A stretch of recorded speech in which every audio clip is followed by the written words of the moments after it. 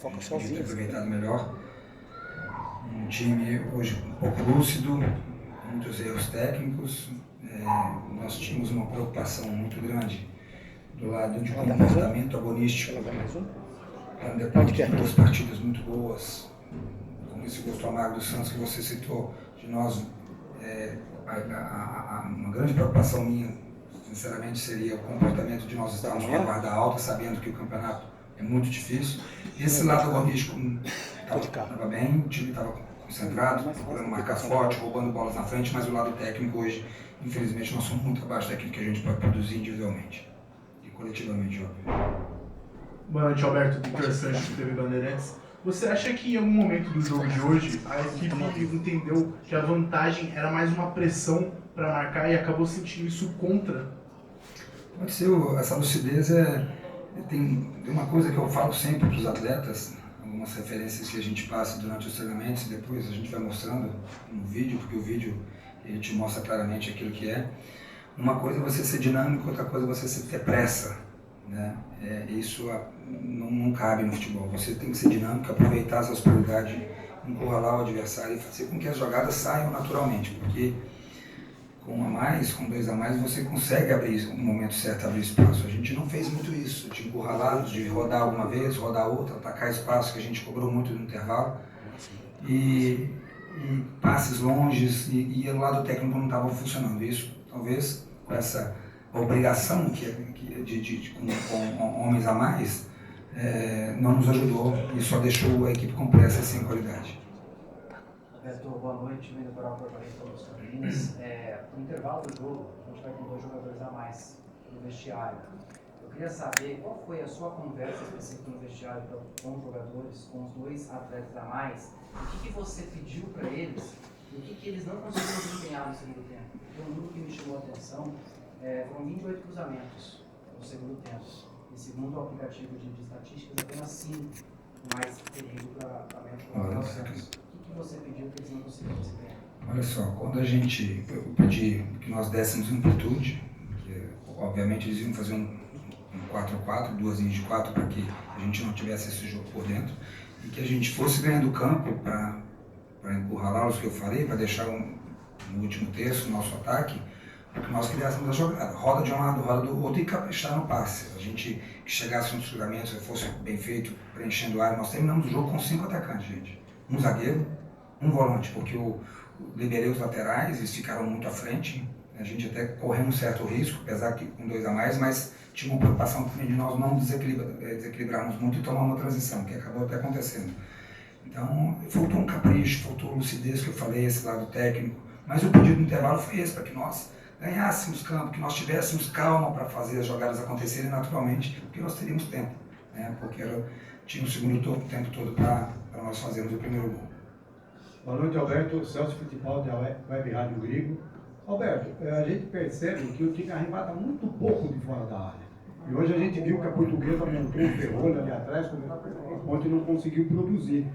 Um chute do Pedro Vilhena, a Ponte teve sucesso, por pouco não foi o gol. Do Elvis também, teve um do Jean que foi interceptado. Estou tentando lembrar agora alguns.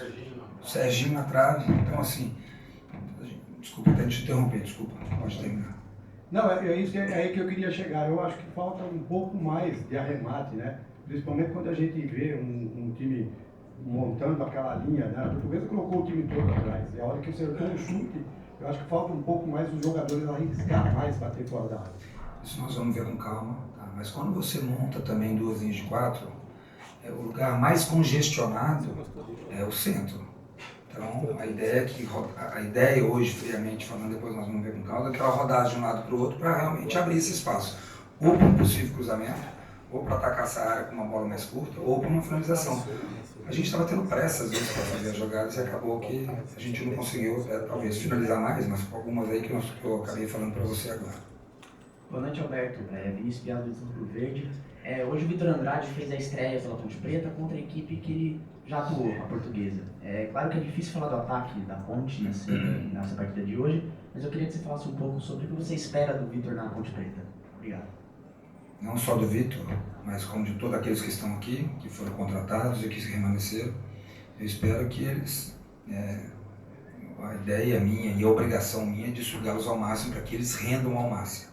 O Vitor, a gente sabe que é um jogador, estou falando dele que você se perguntou sobre ele, um jogador que a gente espera muito, um jogador que teve um pequeno problema de lesão, teve menos tempo de treinos que os outros.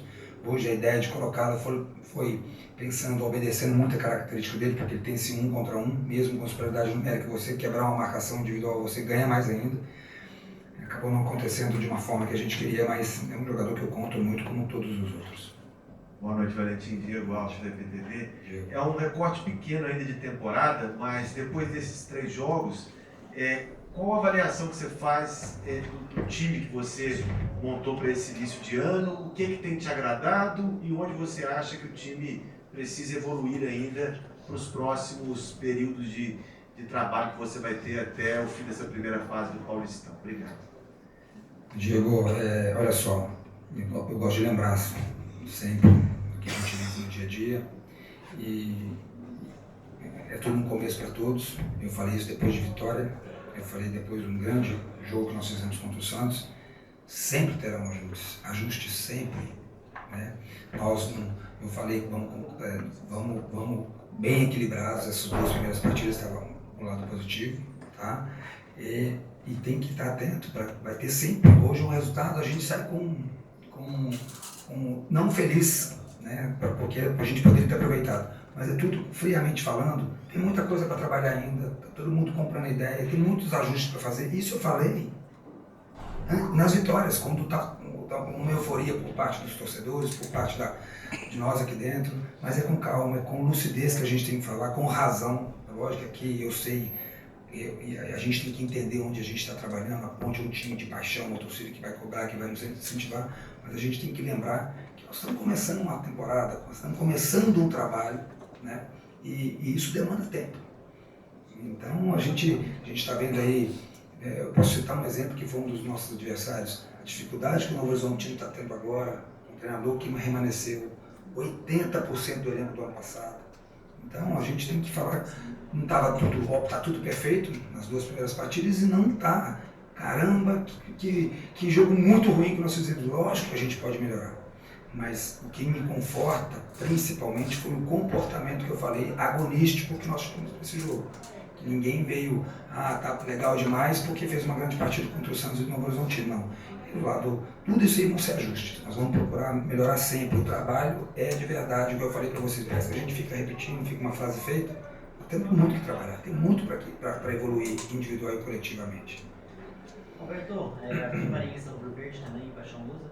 Eu queria te perguntar desse meio campo da Ponte Preta, que mesmo hoje com a Portuguesa com 2 a menos, o meio campo da Ponte não foi o suficiente na conclusão de jogadas de fato. Claro, teve uma bola na trave, como você falou, do Serginho, que se destacou, porque foi no final do jogo também. Como melhorar isso para fazer que esse grupo compre a ideia, como você falou? O grupo está comprando a ideia o tempo todo, eles estão tentando fazer, e dentro de pouco tempo de trabalho, vão sendo ajustes até naquilo que a gente quer de um ponto de partida de posicionamento, as movimentações que a gente acredita que vai funcionar bem.